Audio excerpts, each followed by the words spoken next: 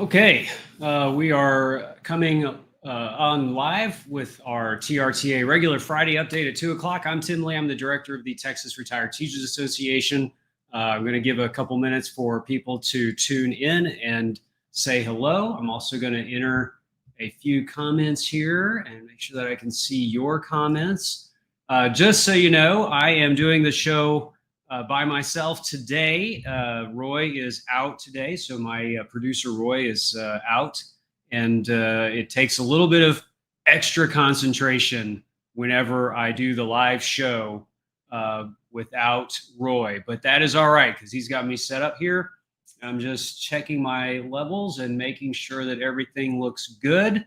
And I see that folks are tuning in, so I'm just going to go ahead and say hello and please make comments for the show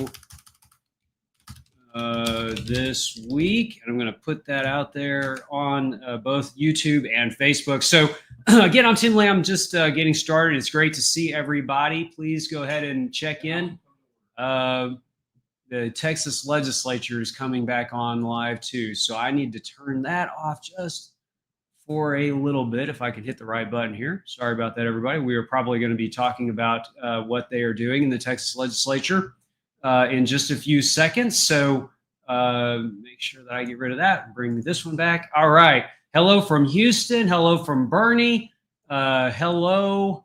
There's Karen Holzer. She's one of our TRTA board members. I see Linda from Alice is here. Cy Fair is here. Tom Ball is here. San Antonio Area Retired Teachers Association is here. El Paso is here. Thank you all so much. Thanks for tuning in every week. This is the highlight of my week. I get a chance to come onto this show. And I had a great week. I had an amazing week. Yesterday, my oldest son graduated from Texas State University, which was a lot of fun. He is beaming and doing a great job. And so proud of him and what he's been able to achieve. And if you are a Bobcat and you are watching our live stream, go ahead and share that. I'd love to see it. My 15-year-old and my wife and I went to, and my daughter, Carter's twin sister, who's got one more year at Hardin-Simmons. She's doing a great job there. But Carter graduated a little bit early. Ryan and I and all of us were sitting there watching all of the activities, and Ryan said, "Who's the most famous graduate from Texas State University?" And I answered Lyndon Baines Johnson, and I think somebody else answered George Strait. So I guess that's where our heads are aligned sometimes. So anyway, thank you so much, everybody. I'm glad you're here. Just making sure that everybody has a chance to check in. Thank you very much. Y'all are doing a great job. Thank you. Fort Worth is here. Klein is here. Princeton's here. Allen is here. For my friends in Allen, Texas, I hope you all saw our recent TRTA and me story about Mary Jane Hamilton, my dear, dear friend who passed about a year ago. Mary Jane, absolutely a Hall of Fame TRTA member, recipient of our E.L. Gallion Award for service to this organization. Loved her so much. Some of you know Mary Jane, and I just thought of her as I saw Alan checking in.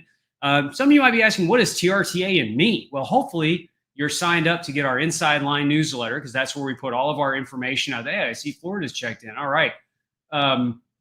Anyway, keep saying hi. Go Bobcats, go. I love it. I love it. So TRTA and me is another one of our news articles that we're doing. We're featuring stories about the TRTA member experience. And so TRTA and me stands for member experience. And so we want the stories about you, our members. I want to launch some new content later this year. This has been a very active debate in our Texas legislature this session about what's going on with our public schools.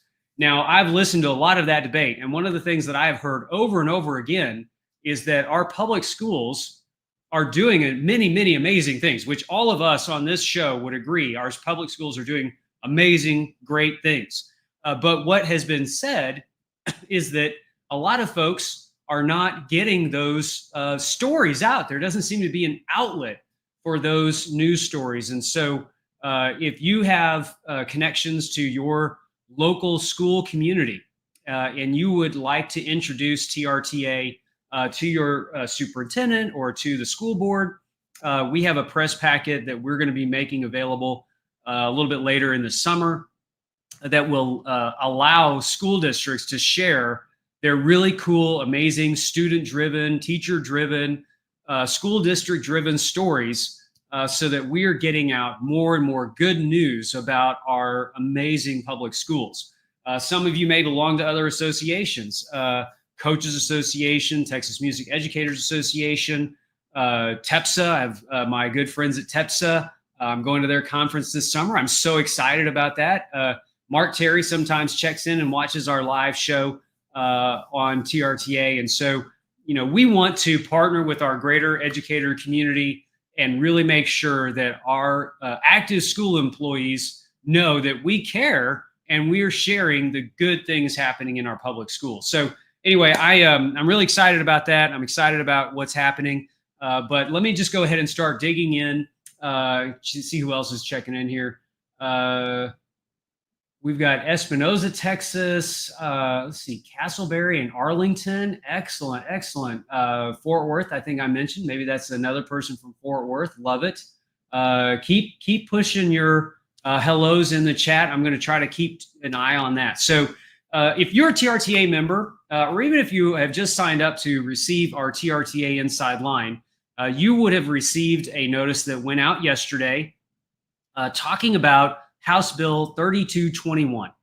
House Bill 3221 by Representative Carl Tepper from Lubbock is a well-intentioned piece of legislation, excuse me, that has some financial consequences built into it for the teacher retirement system.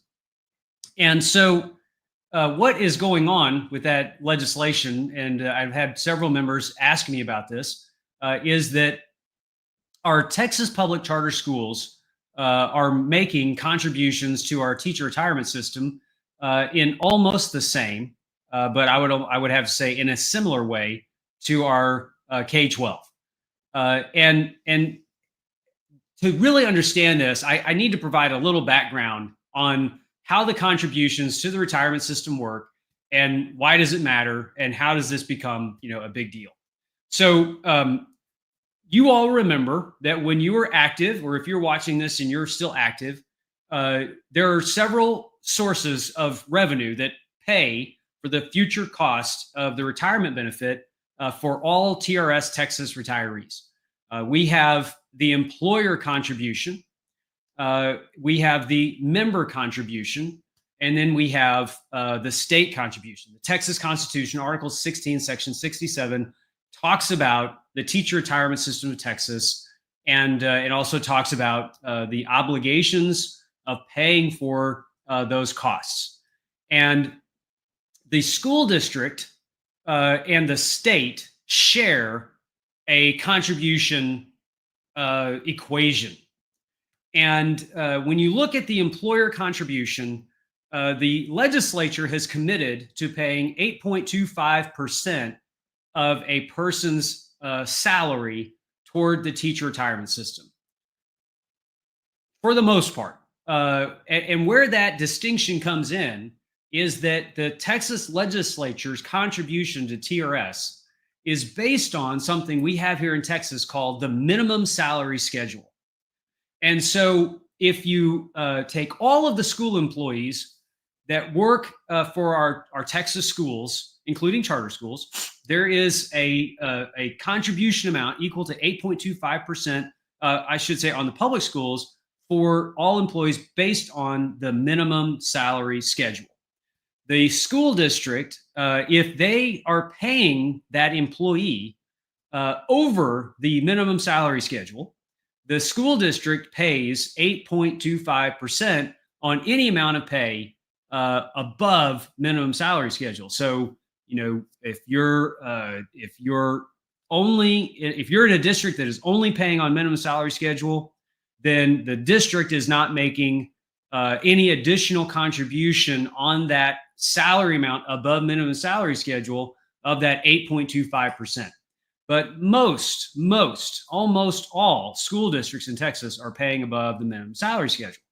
And so if the minimum salary schedule says I'm going to earn $35,000 a year, the state does 8.25%. But for my years of service and where I would follow the minimum salary schedule, I'm not getting paid $35,000. I'm getting paid $55,000. And so then the state would pay 8.25% on the 35. The district would pay 8.25% on the 20. And then the educator, the employee, is paying their 8.25% on their full salary. So back about 6 or 7 years ago now, the legislature put an additional 2% contribution on school districts that did not pay the Social Security tax, believing that it was more fair for those school districts that are not within the Social Security system to pay an additional amount to TRS to help bring down some of the Texas TRS unfunded liabilities. And this was part of a big compromise where everybody was putting in a little bit more, including the school districts. And this additional 2% was added as part of this big compromise legislation to shore up and improve the teacher retirement system of Texas overall health condition. Its actuarial soundness is what we talk about here in Texas.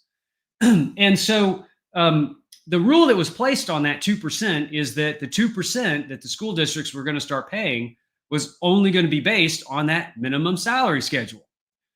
So if you have been following, what I've been saying, we got the regular contribution at 8.25%, state pays on minimum salary schedule, school districts pay 8.25% on the above minimum salary schedule. And back in 2019, I think it was, we instituted this 2% and we exempted the school districts like Austin Independent School District, for example. AISD, their employees are paying the FICA tax along with their TRS. And at the time, AISD was said, hey, you're already paying an additional 12.4% for Social Security as a district between the employer and the employer. And so we're not going to have you pay that 2%. And a few years later, the legislature said, well, just because you're paying Social Security does not mean that you're not getting the full benefit of the teacher retirement system. And the rationale is, pretty sound in that, one contribution didn't tie to the other. So our retirement system collects revenues, but they have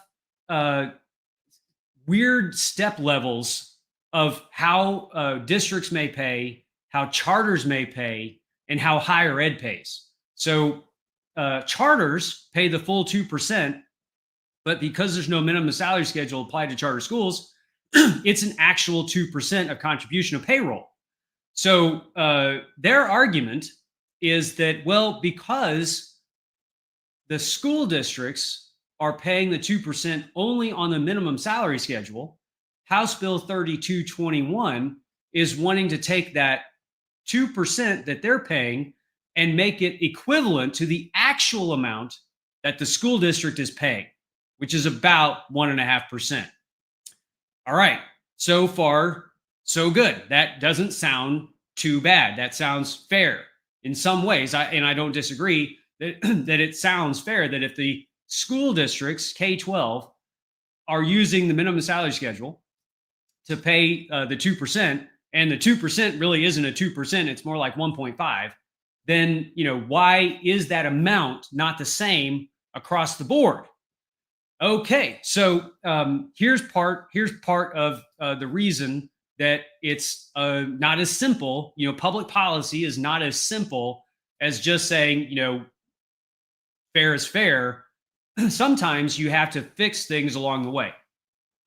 And I think that the minimum salary schedule, 2% that the K-12 is paying, was never, in my opinion, I don't remember it really being intended that forever the 2% was only going to remain 2% on the minimum salary schedule.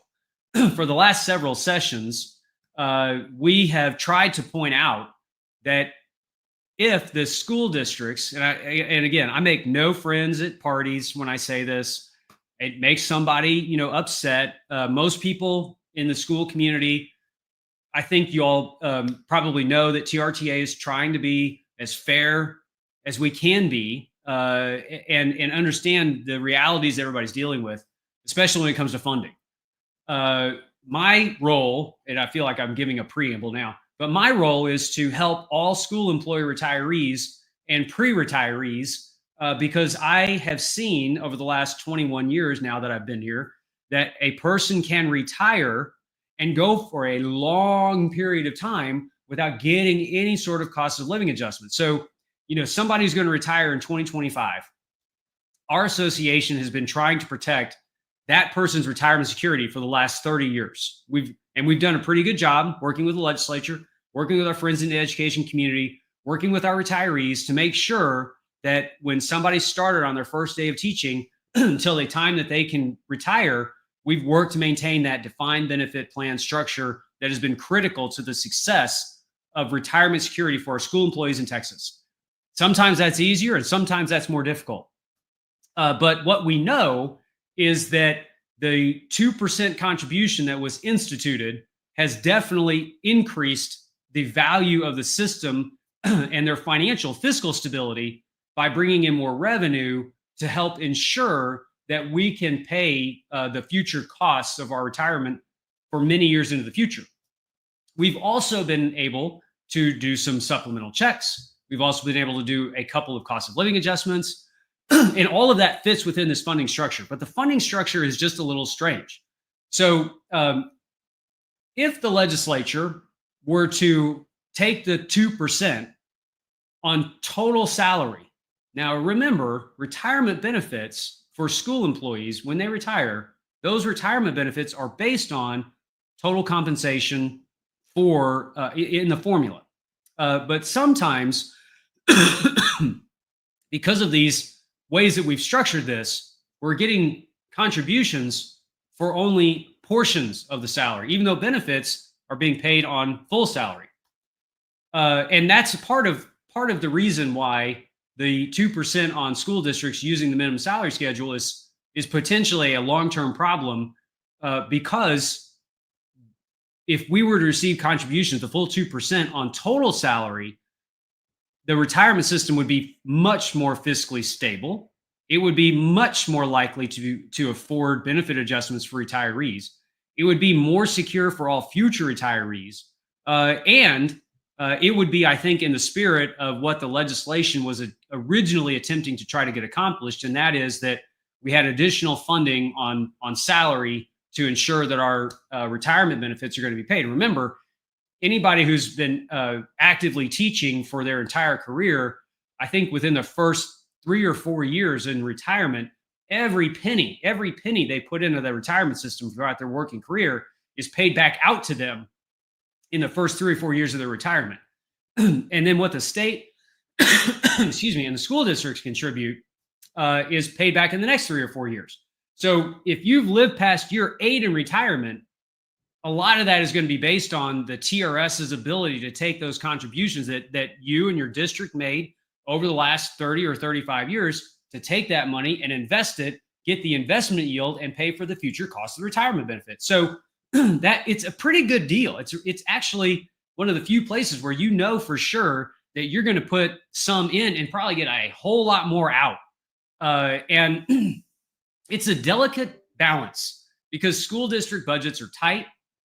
Funding is being, actively debated in the legislature, even as we speak, about teacher pay raises and how are they going to fund school districts. And, I know there's a squeeze on school district money. And as I said, I probably don't make myself very popular when I talk about, hey, instead of 2% on minimum salary schedule, let's take 2% on total payroll and really, help the retirement system be fiscally stable, let them invest that money. And then one day when you're retired, even though you may not like what I'm saying today, I promise when you retire and TRTA is working to get you a raise, you're going to probably like that a lot better down the road. So it's just a delicate balance.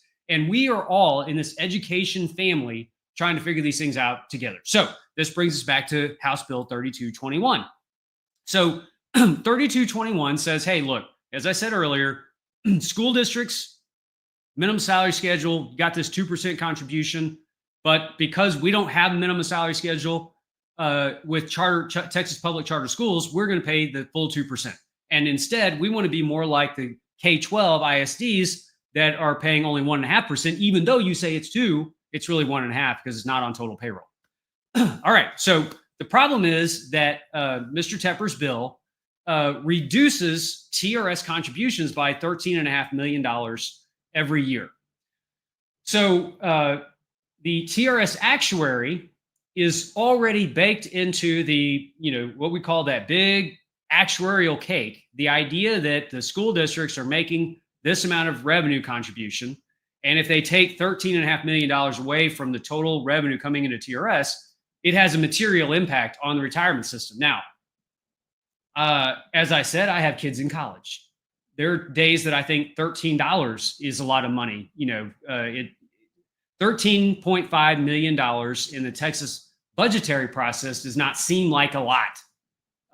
It's multiple billions of dollars in the budget that Texas has, every biennium. So, would we really miss the $13.5 million if what we're talking about is a way to make this fair so that charters are treated like K-12? The problem is that it's $13.5 million every year, as well as the interest that's earned on that $13.5 million over a time horizon of 30 years, where the TRS actuary comes back and says, hey, look, you're receiving less revenue. Less revenue means less money to cover the cost of the benefit. It also means that we don't earn the interest on the amount of money that's going to be paid in over the next 30 years. And at 7%, when you take that all into account, it may look like $13.5 million in the first year of the biennium, and in the second year of the biennium for only $27 million. But if you look at it over the total time horizon, it's worth $806 million in unfunded liability that TRS is being asked to take on because of this one change. And as I said, I testified in a way. We opposed this bill in committee. The reason that we opposed this bill in committee is because it did not replace the $13.5 million. It wasn't contingent on the budget, the Texas budget, replacing those dollars that would not be coming in from charter schools. The truth is that the benefit is based on total payroll. The charter schools today are more aligned with making contributions on total payroll than really what K-12 is by making a 2% contribution on minimum salary schedule instead of total payroll. That's a big chunk of money.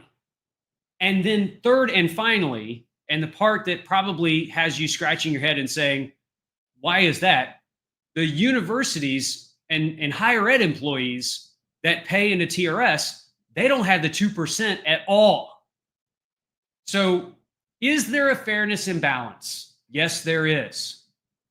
Does that fairness imbalance ultimately result in the school employee retirees of Texas essentially subsidizing the cost of this funding imbalance? In my opinion, it does.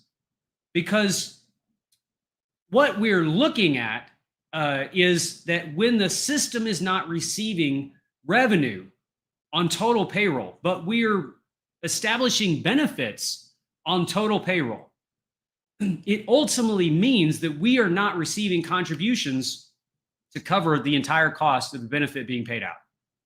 And the problem for that in the long run is that retirees, all retirees, have a much harder road when it comes to getting benefit enhancements. Anytime the system starts having some challenges, we often look at raising revenue to help offset the cost of the retirement benefit. We've seen this in 2017, 2019. We saw it in 2005. We saw it in 2009. I mean, there have just been sessions where we've had to raise revenue in order to help offset potential fiscal imbalances related to paying benefits in the future. Overall, Texas is way better than just about everybody else.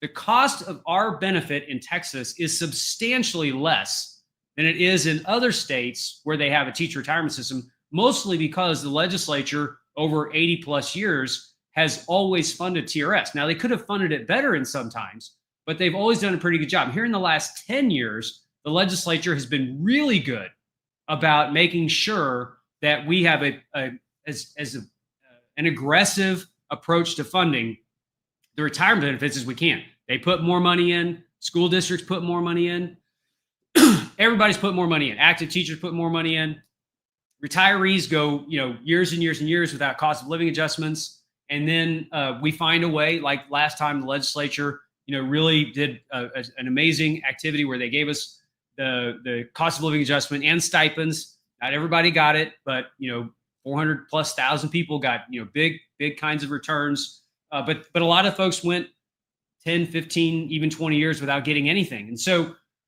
that balance, has to be looked at from time to time. And my concern is that, Mr. Tepper's bill, again, well-intentioned. I really like Carl Tepper. I always think that we've got along fine. And just because we oppose his bill does not mean that I don't like him or anything like that. I mean, I certainly hope that he does not feel that way about us. And I'm sure that he doesn't. This is public policy making business. Sometimes you just have to disagree. And where we disagree on this particular piece of legislation primarily comes down to we lose the $13.5 million in revenue, the long-term cost of $806 million in the TRS actuarial world. Retirees are not on course to get any sort of benefit enhancements this session. Next session, we're going to be coming back to a legislature that has had some really big transitions in the public policy space around how we deal with our education funding, including, and I sure hope we see teacher raises. Those teacher raises have, from what I've seen thus far, they do not have any extra money attached to them to pay for the increased liability that TRS believes is going to be there. That when we raise active teacher salaries, it also raises the future cost of those retirement benefits. Most of the time, some of the time, when you're doing that, you have to try to offset those costs with additional infusions of cash. We haven't seen the final budget yet, but we've asked about that with our budget legislative leaders as well as other legislative leaders, and we're not hearing anything to that effect. So all I'm saying is we could come back next time where we have set ourselves up for some good policy decisions that may have some consequences where the TRS needs more revenue. And I'm just not sure that the right thing to be doing is changing how we fund this 2% number in light of the fact that we've got a whole bunch of other changes going on in the public education universe where we may come back and have to see what's going to happen with those costs being handed over to TRS. I didn't say anything about the economy. The economy has been on this huge up and down. And if that continues and TRS does not make their 7% investment rate of return assumption, or the economy goes into a recession, and I pray that it does not, but you have to be ready for these things. We could be coming back in the next legislative session, and it will be a session like we've had in before, where I said in 05 and 9, 17, 19, where we've had to pull levers to try to make the system more fiscally stable. And in doing so, people are paying more. And so I just don't know that it's the right time to be lowering contributions that the charters are already making. The state does not seem to be putting the money up to cover the shortfall. We have other areas that need to be improved. For example, all charter schools, all K-12 pay the 2%. Higher ed does not. They get the same benefit. They're paying less. And it's nothing against higher ed. I'm only talking about the contributions themselves and paying for those future benefits. Every active employee should hopefully hear me say and hear TRTA say, our association wants you to have a secure retirement. You're working hard to earn it. And one day when you're retired, we do not want to see our association having to struggle so many sessions in a row before the legislature can take action to improve your retirement security. Inflation happens. I always say that inflation is the worst enemy of people living on a fixed income. And the legislature has it in their power to provide benefit enhancements to retirees, but they don't take those options if the retirement system has other funding problems. So it is a balance, and TRTA is going to remain opposed to House Bill 3221. My hope is that you will call your state rep and ask them to vote no on House Bill 3221. As I said before, I have nothing but good feeling towards all of our elected officials. I want to work with every single one of them. We do not like to oppose bills. We like to work to solve problems. There may be a workaround in the budget that the legislature could come up with. I'm not sure. I have not heard from Mr. Tepper in the last 24 hours, but his staff has been very kind, and I like working with them. They're very, very good folks. So if you're calling in and you're asking your state rep to oppose House Bill 3221, please understand that we're doing it respectfully, and we're also doing it with the best intention being that we want to see that our retirement system does not become imbalanced with bad decisions on how we handle these issues. Again, and just to be perfectly clear, and I probably won't make a lot of friends when I say this, and I understand that, but I think it would be a lot better for the retirement system if we received the full 2% from all employers on total payroll for public charter schools, K-12, and higher ed that's not paying anything of that 2%. So again, my hope is that people understand that our intention is not to try to hurt the budgets of our charter schools, our K-12, and our higher ed. Most of you probably, if you're watching me, you know that's not my intention. My wife's a teacher. Hopefully you understand that. Our intention is purely, exclusively on the preservation of our teacher retirement system and its ability to pay the promised benefits to all active, what we call pre-retirees, and all current retirees, and that we can continue to improve the retirement security through benefit enhancements for all current and future retirees. And so that's just a real important part. All right. So this is a long explanation. I took probably way too long to go over that, but we sent that alert out, and we met with Mr. Tepper's staff a couple times, and I just wanted you all to know who are watching our show today that we sent that out. It was really one of the first alerts that we've sent out this legislative session. There was some other bills that we were looking at today that I think we've found some ways to improve that would not hurt our retirement system, which we're very happy about that. This one is still, a little bit in the works. I don't know what's going to happen. My guess is that the legislature needs to continue to feel the pressure on this particular piece of legislation. Hopefully you understand what our position is. If you'd like more information, or if you work in a school district, or if you're watching this in the legislator's office, you can reach me at Tim. I'm just going to put it in the comments. Let's see if I can put it in the comments here. Why can't I see the comments? Tim@trta.org. Okay. So that should be on our Facebook and our YouTube page. I'm also going to put my colleague on here, Brock Gregg, at trta.org. So Brock or I am able to answer your questions if you'd like more information about this, and if you still need to know a little bit more, about what our position is and why we have that position. I'm happy to talk about it. So, all right, I think I'm just going to leave that there. And the final comment, we looked at the 2%. If school districts paid that full 2%, the revenue increase to TRS would be it would be pretty big, probably large enough that we would be able to provide, cost of living adjustment to retirees. Certainly those who didn't get one last time, and probably, to a lot of other folks. But it's a big chunk of change. And my memory is that at some point somewhere I thought I did, and somebody from TRS may be watching this and will say, I don't know that he ever said. I thought I heard at one point in time the TRS actuary saying that this was the idea that we're paying the 2% on minimum salary schedule is becoming it's more of a problem, because you really do have a benefit based on total payroll, but your revenues are only based on portions of payroll. So I think Texas kind of got that one a little bit wrong.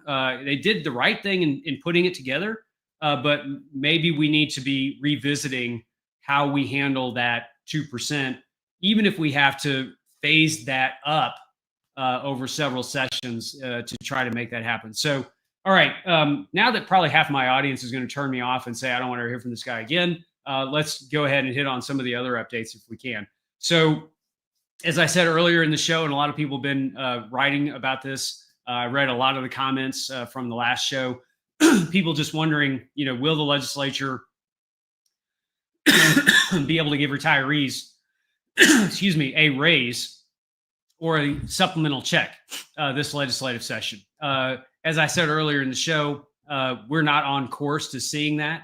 There are two steps to providing a benefit enhancement to retirees. Step one is that you have to have legislation that authorizes it. The Teacher Retirement System Board of Trustees, they don't have the power to say, hey, we've got a lot of extra money, let's give retirees a cost of living adjustment. That's not the way it works. Only the legislature has the ability to authorize a benefit enhancement for retirees. And we know that last session was very successful, which we're grateful for. We want to continue working in that regard. Inflation is still way up here, and the benefit enhancement and the stipends were awesome. I don't know that I would have ever been able to guess that we would have the chance to do benefit enhancement, like a cost of living adjustment and a stipend in the same session. Until we saw it happen, I just didn't know the legislature would ever want to put those two, items together and help retirees. But we did. It was great. And it really fired us up to think that we might be able to come back in and do some things on that this session. That does not appear to be happening. So far, no bill has been heard in any committee that would deal with a benefit enhancement for retirees. And so that's step one. The days for hearings on items like that are winding down. The session is entered into its last full month here, and we're going to start hitting deadlines very soon. The other part is that in the recent years, when the legislature has done benefit enhancements, they have really been thoughtful and they've paid for them up front. And so far, I've not heard any budgetary discussions about using a portion of the excess revenue that the state of Texas has enjoyed to be, marked in our, direction. So that is something that we're continuing to keep an eye on. But as the session winds down, it does not yet appear that those pathways are open. And I think that every legislator knows that our job as an association is to represent our members' interests. And when you have retirees over 500,000, and most of those folks are still 30% behind, where their buying power is 30% lower than what it was when they first retired, then you've got a long way to go to try to defeat the impact of inflation. You can't do it all in one session. And we have really enjoyed the respect and great working partnership of legislators on both sides of the political spectrum, all sides of the political spectrum. And I know that they definitely want to continue to help us. There's just some sessions where you really, really do great. And then other sessions where it looks like you walk away a little empty-handed on the idea of, these kinds of big things. But please understand that we are also winning on other areas in the legislature. For example, fully funding our TRS care program, getting our full contributions for the TRS pension fund early on in the budget process. We worked with folks to make sure those things were happening, which was great. So there are a lot of other areas, and we have our eyes on these other pieces of legislation that are moving through that may make our next legislative session very busy for us. So that's kind of where things stand. On the federal side, obviously there are a lot of retirees that have still not yet received their Social Security benefits. I have talked to a lot of those folks. I try to take the time to call as many people as I can during the week and the weekend to help folks through that process.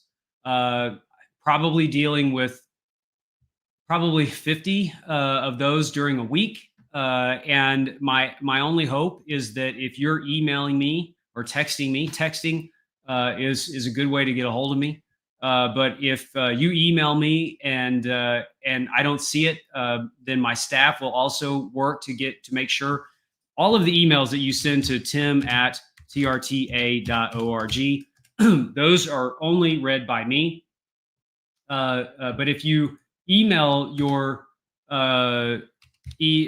questions to info@trta.org, I have staff who help me with those. And so if they pass on that information, I can reach out to you by email. I will probably text you my cell phone, or I will probably email you my cell phone number and try to connect with you. I've had a lot of questions about the spousal benefits and the widow benefits this week, just about how people can become eligible for them. Fortunately, I've talked to quite a few people that did not know about the spousal benefit and were getting their benefits raised. There is a brand new commissioner. I'm trying to see the new commissioner of Social Security Administration is Frank I knew I would not get this name. Bizingagno. If I had to say that 5 times fast, I probably wouldn't do a very good job. He was confirmed on May 6th by the Senate. Previously served as the CEO of Fiserv, a payments and finance company of some kind. All I know is that Susan Collins, the senator who wrote the letter about trying to restore the benefits for people who were not getting the benefits calculated the way that we think they should be, but the way the Social Security Administration was doing it, which was based on the date that they filed their spousal benefit form, not when they would have become eligible for it.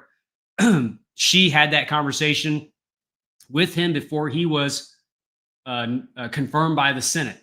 So I have my contacts in Washington, D.C., as well as I'm reaching out through our media channels to try and get the new commissioner to appear on the TRTA show. Or if he can't be on the TRTA show, will he be able to send a press person, a policy person, or someone else? TRTA is adding its voice to try and get a hearing by the Social Security Subcommittee for Ways and Means in the U.S. House on how the progress of this is going and when those who have not received their spousal benefits should be able to expect them.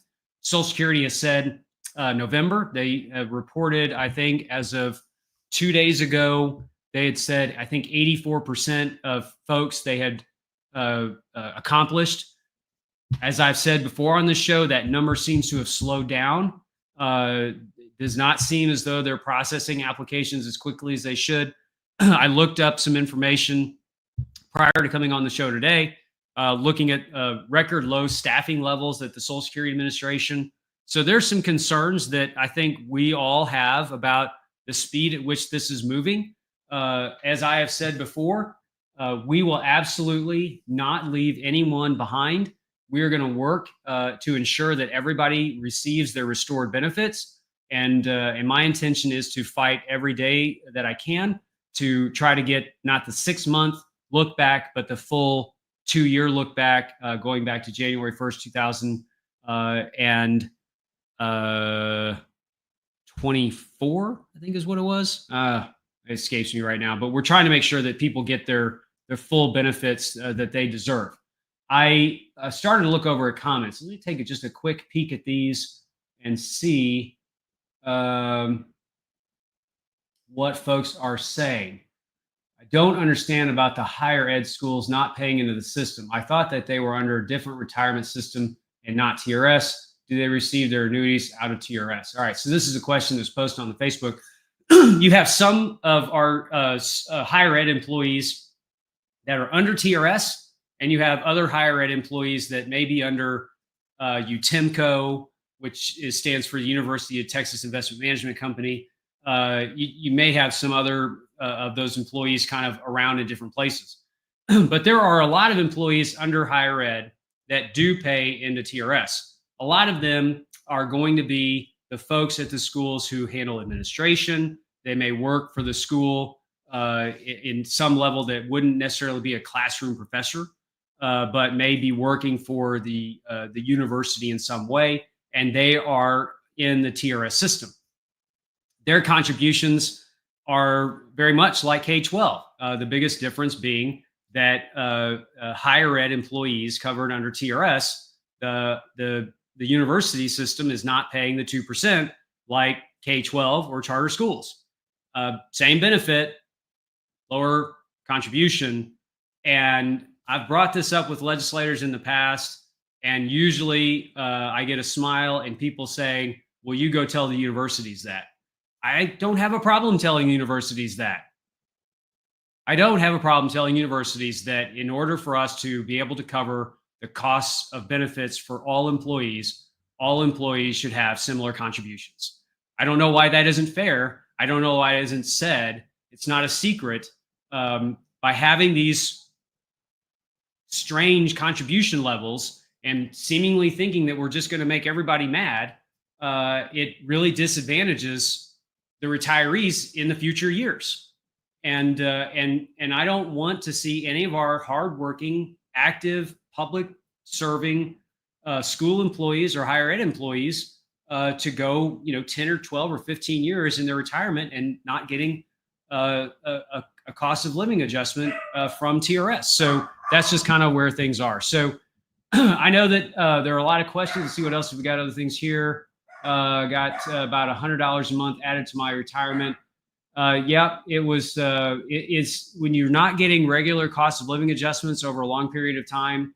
When they do come, it costs a lot of money to do them, and then sometimes on the individual impact level, they feel a little underwhelming, especially when you've gone for years and years without getting them. So we should be working as an organization, as a state, to trying to do this on a more regular basis. We just have to find ways to ensure that our pension system is funded fairly and cost efficient, but does not leave retirees behind. As I've said to a lot of groups that I go and talk to, being in TRS should not be a pathway to poverty in your golden years after you retire. I think our TRS is a great retirement system. We all have to work together to make sure that when you retire, the idea of not getting a regular benefit increase of some kind, that we learned in Prop 9 that as the number one vote getter of all of the propositions in 2023, when we went to the polls and voted on it, and we got more votes than anybody else, people don't like the idea of a teacher or a school professional being retired for 15 or 20 years on the same retirement benefit that they had 15 or 20 years ago. That just doesn't even seem right to folks. And they came out and they supported that in the polls and said, of all of the things, all of the 14 items that we could vote on in 2023, including property tax reduction, the number one thing we want is for our retired school employees who are in TRS to get the raise, the cost of living adjustment that was on the ballot. That was number one. And so it makes sense that we would be continuing to make progress in that direction. And so that when, my friend here and I rolled past that comment, Miss Williams is saying, hey, I got $100 a month added to my benefit. It didn't seem like a lot, especially when I, had gone for many years without getting something, that it is more meaningful because they happen more frequently. Okay. Another person says, still waiting on my retro payment and adjusted monthly amount as well. I understand. I think the adjusted monthly amounts had been actually rolling out a little faster. A lot of the back pay is where we're still seeing a lot of the slowdown. But to Rose, I see your comment. I hear what you're saying. I'm going to be talking to my colleagues over the next week and see if they're hearing a speed up. I will be continuing to knock on Social Security Administration's door every day until we find out if we can get somebody to come and talk to you directly on our show. All right. Well, that may be enough show for today. I appreciate all of you watching and listening. If you have not yet sent in the message about House Bill 3221, I'd appreciate it if you would do it. Hopefully you found this show to be educational as well as informative about why we're doing the things that we're doing and what's going on. Only about 3 weeks of the regular Texas legislative session left to go, but we will be here every week on Friday at 2 o'clock. I will continue to read all of your comments. Veronica, thank you for sending that information. And after the show, go ahead and keep posting. I will read these comments all weekend. And if I have not connected to you yet and you're still hoping that I will, please just email again to info@trta.org or tim@trta.org. And I'm working those calls as fast as I can. So I appreciate your patience and your support. Thank you all for what you're doing. Have a great weekend. And all of you that are mothers and grandmothers, I just want to say thank you so much. Have a wonderful, wonderful Mother's Day. And I will see you all next week. Take care, everyone. Bye-bye.